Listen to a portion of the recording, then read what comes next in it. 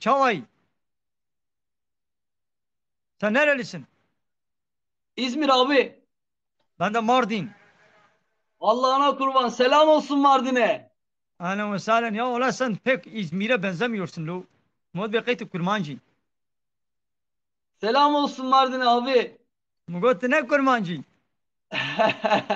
Hey, hey. Buyurun. Valla barket kurmancı leyt. Ne yapacağım kurmancı bir şey. Buyurun. Senin sormak istediğin soruların var mı? Dini soru sor. Ben burada dini vaaz ediyorum. Dini sohbet yapıyorum. Senin de soruların varsa buyurunuz. Vallahi abi sorayım. Ee, İslam hakkında sorular sor. Ben sana soru sorayım. buyur abi. Kelime-i şehadet bize söylersin. Kelime-i şehadet mi? Evet. Eşhedü en la ilahe illallah ve eşhedü enne Muhammeden abduhu ve resulü. Aferin. Manasını da söylersin.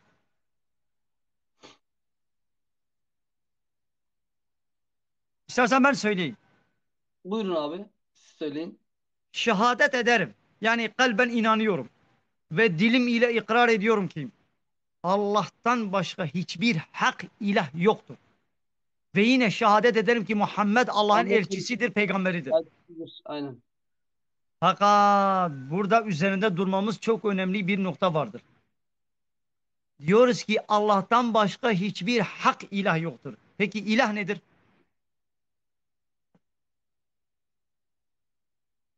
Yani büyük. Hayır. İlah demek yasa belirleyen kişi demek. İlah demek kanun koyan, kanun belirleyen kişi demek. İlah demek ki emir ve yasaklarına itaat edilen kişi demek. Yani sen kimin emir ve yasaklarına, kimin kanun ve yasalarına boyun eğersen onu kendine ilah kabul etmiş olursun. Yasama Aynen öyle abi. yetkisini, yasama yetkisini, kanun belirleme yetkisini, bize emir ve yasak verme yetkisini sen kime verirsen onu kendine ilah etmiş olursun. İlahın manası budur. Bize Allah'ına diyoruz kurban ki, abi. bize Allah'ına övünür diyoruz ki senin. la ilahe illallah. Arapçada la hayır. Red ve inkar ediyorum demektir.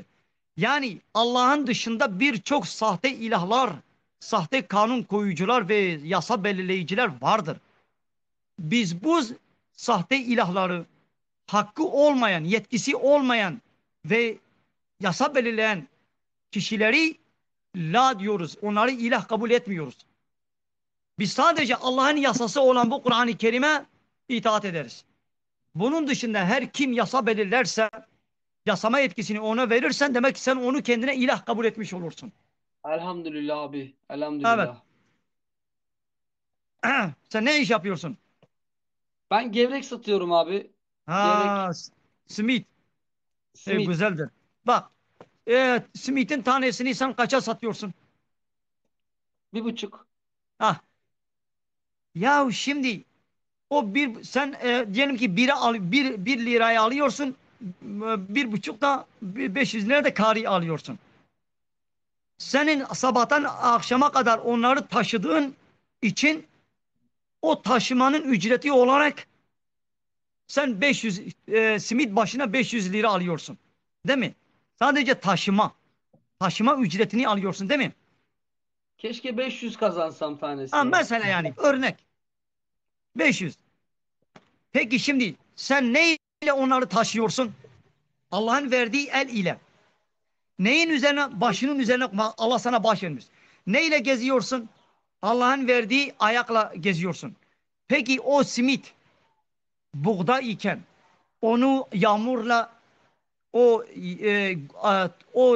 buğdayı, o unu bize topraktan, çamurdan yetiştiren senin ücretin var. Sen ücret istiyorsun. O fırıncı ücret istiyor. Herkes ücret istiyor. Peki onu çamurun içinde bir tane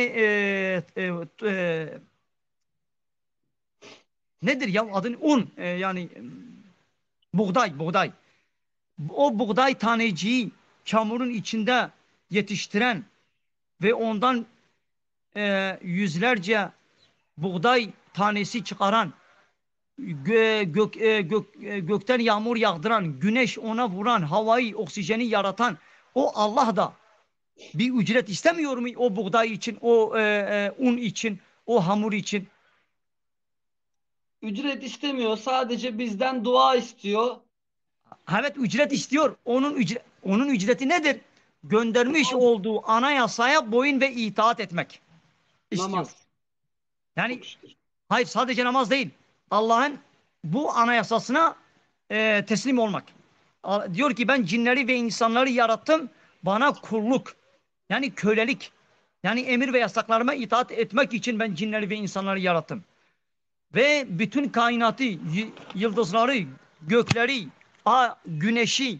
Şimdi güneş olmazsa hayat olmaz değil mi? Havayı, oksijeni, suyu bizim hizmetimize veren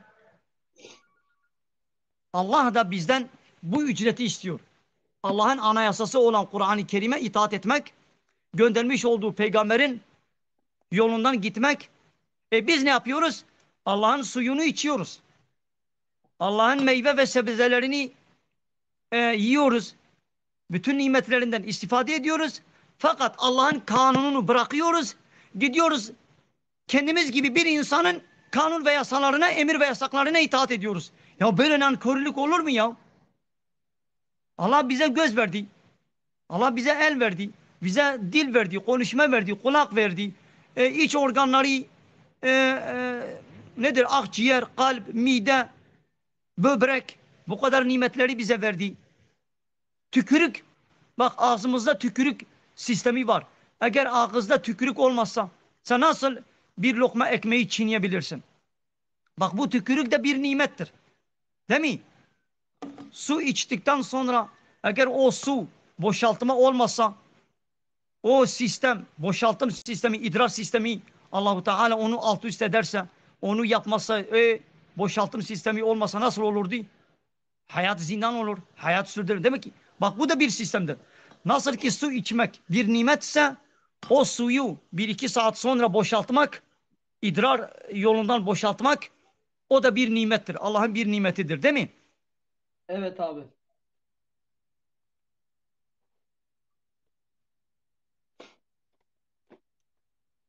Afiyet şifa olsun abim.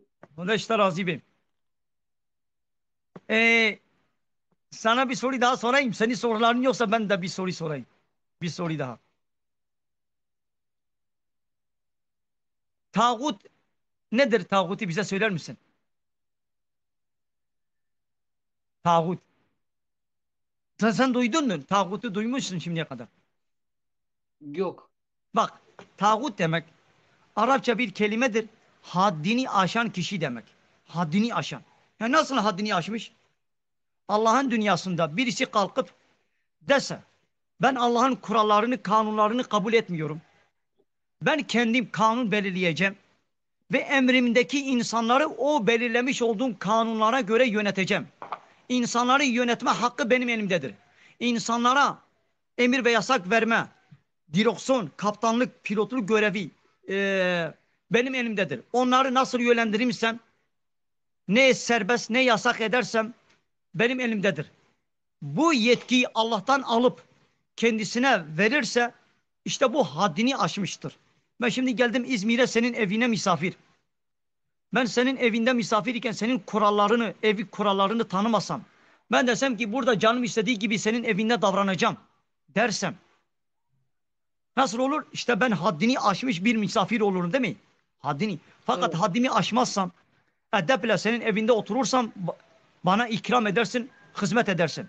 Fakat haddimi aştığım zaman senin evinin kurallarını çiğnediğim zaman, ayaklar altına aldığım zaman hemen kızarsın, beni evinden kovarlarsın değil mi?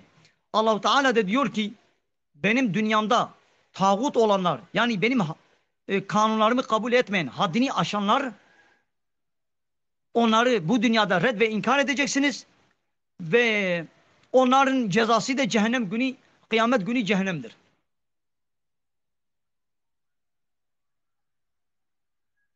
Anladın mı? Anladım abi.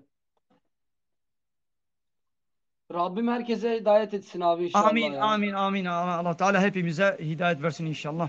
Hepimizi bu Kur'an yolunda gitmeye nasip etsin. İşte ikindi azanı da okundu bizim köyde, Mardin'de. Namaz, azan bitsin ben yayını kapatayım. İstersen sen azanı dinle, beraber dinleyelim. Allahu Ekber, Allahu Ekber. Dinleyelim, beraber dinleyelim abi.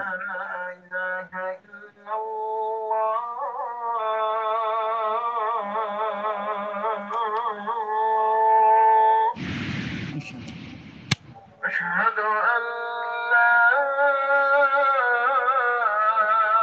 إله إلا الله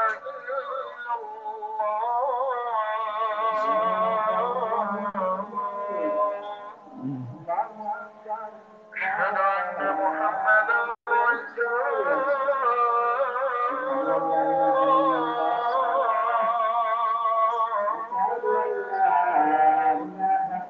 الله أشهد أن محمدا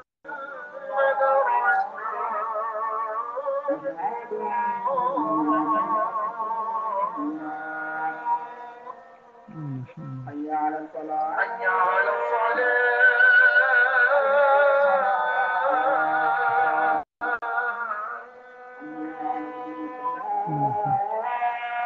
حي على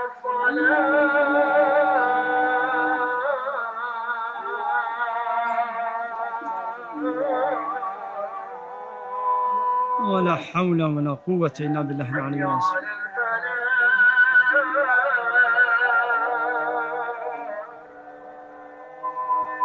ولا حول ولا قوة إلا بالله العلي العظيم.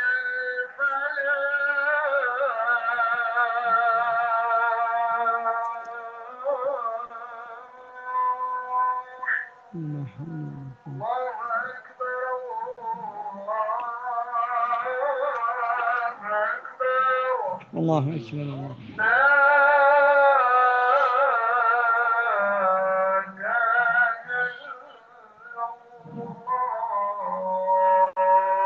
لا إله إلا الله محمد رسول الله الله رضي دعوة التامة والصلاة والقائمات سيدنا محمد وسيلة وفوزنا.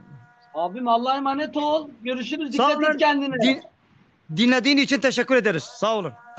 Ben de teşekkür ederim abi. Allah razı olsun. Allah'a emanet ol inşallah. Sağ olun. Teşekkür ederiz.